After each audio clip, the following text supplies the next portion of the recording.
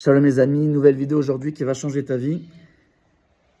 Sachez que quand vous avez une épreuve, on ne veut pas les épreuves, mais si vous faites face à une épreuve, il faut que vous sachiez une chose, soyez persuadés de ça. Dans chaque épreuve, il y a un quota de bracha qui s'y cache. Si tu arrives à avoir cette bracha, si tu arrives à positiver et à voir ce côté positif malgré la situation, tu attires vers toi encore plus de bracha. Et ta délivrance finalement. Regardez.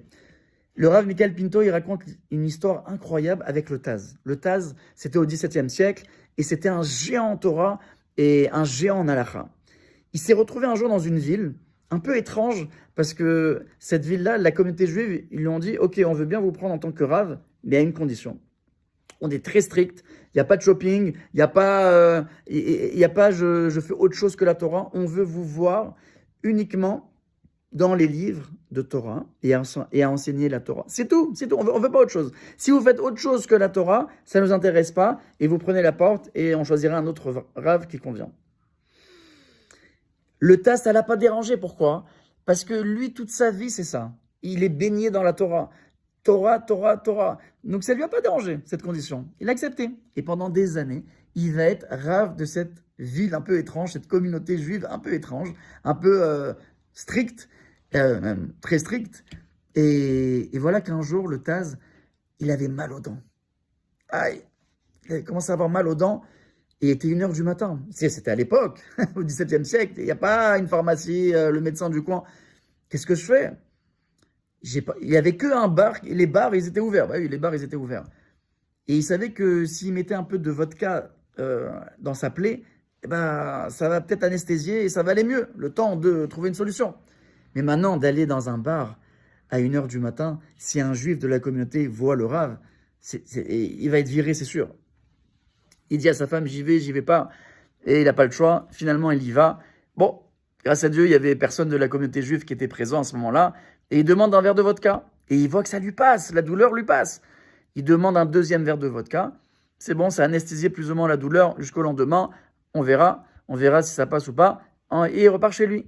Maintenant, à l'époque, le barman, il notait le nom de celui qui consommait, je sais pas, un verre de vin ou ce que vous voulez, un verre d'eau. Et il mettait aussi l'heure à laquelle il a pris ce verre. Et voilà. Et le jour, etc. Il avait comme un tableau de bord. Maintenant, le lendemain, il y a des juifs qui sont venus dans ce bar pour prendre leur petit déjeuner, boire leur petit café. Et voilà qu'ils voient dans le tableau de bord le Taz, le rave de la ville. Il est venu à 1h du matin prendre 2 verres de vodka. C'est ça qui fait le rave le soir. Il a été convoqué, viré. Et il a dû annoncer à sa famille cette mauvaise nouvelle. On doit changer de ville. T'imagines comment c'est difficile de changer de ville. Va dire ça à ta famille de Chazé Shalom. Il faut changer de ville, il faut partir. Et la Parnassa, comment on va faire ? Ouais. Et là, le Taz, il les arrête tout de suite dans leur stress. Il dit, mes amis, ma chère famille, il ne faut pas stresser. Dans l'épreuve, il faut regarder le quota de bracha qui s'y cache et on aura encore plus de bracha. Et c'est ce qu'ils ont fait. Et quelques jours plus tard, il a dû changer de ville. Il s'est retrouvé, il est passé par une grande ville. Et là, on va le reconnaître. Wow, c'est le Rav, c'est le Taz. Et ça veut dire qu'ils vont lui proposer un poste, le poste de Rav de la grande ville. Et là, on passe d'une petite ville, en plus qui était stricte, c'est pas très agréable, à une grande ville. Donc, imaginez bien, meilleur confort, meilleur impact, une communauté plus positive, moins stricte, moins... Vous avez compris ? C'est que du bonheur. Quand tu regardes la bracha qui se cache dans ton épreuve, tu vas que gagner de ça. Tu attires sur toi la bracha. Il a eu un meilleur poste dans une meilleure ville et une plus grande ville.